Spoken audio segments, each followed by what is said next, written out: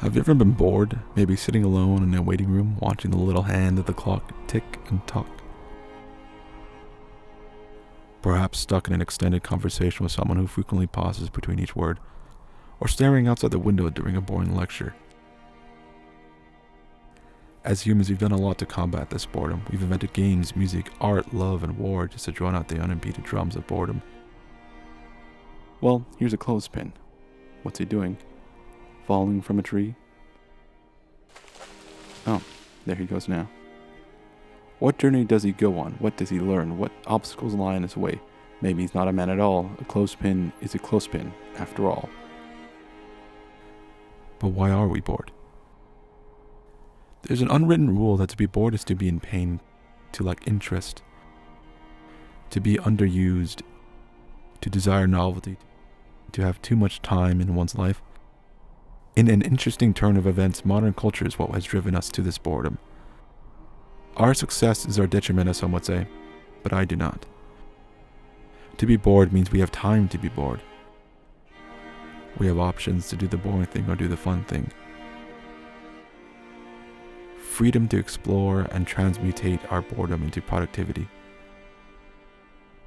To create. Imagination is the product of boredom. Without the first pain of boredom, we would not look for ways to not be bored. To seek fulfillment through our creation. Sitting alone at home may at first seem like a curse. A heavy burden to carry on our backs as we wait and see. Yes, there may be social media. Yes, there may be movies, books, television, and music to watch, read, and listen to. But at some point our boredom will ask us, is that enough? Is it enough to watch others explore their imaginations?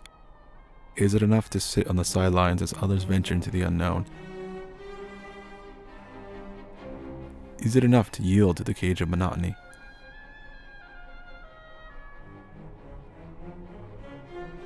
At home we lay on our backs, stare at the ceiling, and wait for someone to extricate us from ourselves. What we don't realize is we hold the keys to our own salvation. Our imagination, if given nourishment, can find the greatest of stories, trials, and tribulations through something as ordinary and simple as a clothespin.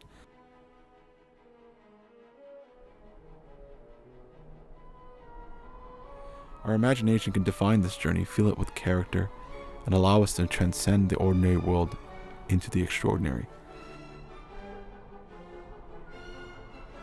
Through this imagination, we can lift up not only ourselves, but those around us, to grant them purpose, to seek the temple of enlightenment for all those who've joined us and those that are not that far behind.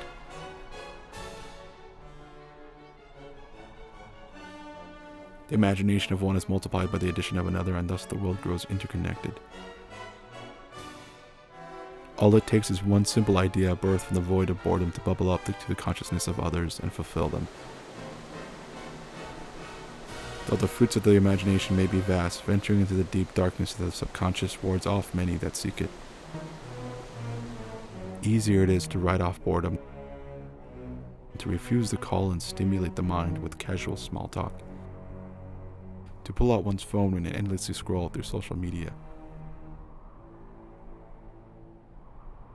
to flip through channels, to listen to our playlists and stare at the wall. Anything and everything is better than facing the stare of the void. Because when one peers into the void peers back. I can speak to this charade as well.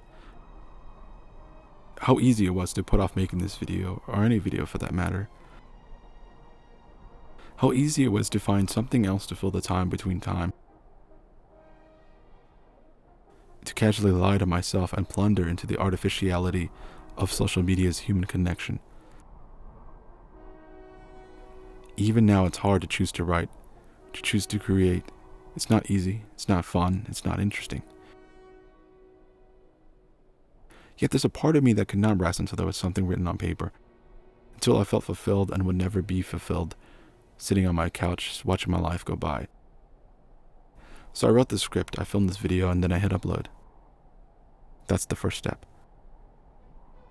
Imagination can be a powerful tool, but without perseverance, it is just another form of casual entertainment,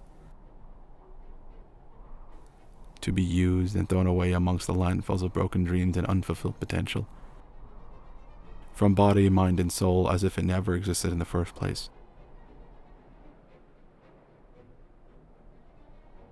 Many will face this threshold of the unknown and turn back, beaten. Finding yourself at the threshold is terrifying, but standing there, just shy of the truth, you would never know that you've already taken the greatest leap. That it was just one more small step to the other side of creation. Though the journey is never easy, never free of obstacles, and never devoid of aid, we must persevere. Though it may seem we are alone, we never truly were. All those that came before us laid the path that we now follow. And you will add your footprints to the path for whomever comes next. Having gone past the threshold and uncovered its secrets, we arrive back to the start of our journey. Having sought the change and having been changed,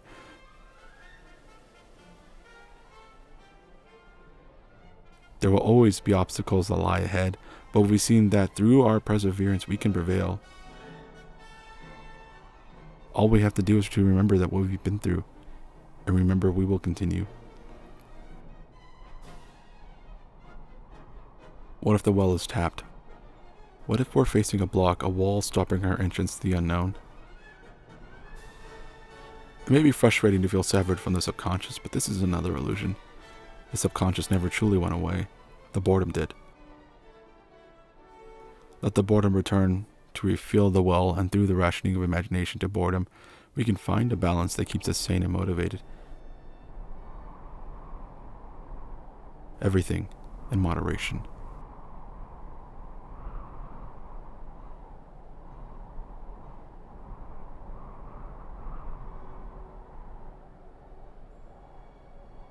So I just wanted to thank you all for watching. If you do or don't feel inspired by this video, that's totally cool. If you feel like creating your own work based on the clothespin, feel free to add those stories and works into the comments down below, so that we may all join in the discovery of a new unknown. Thank you.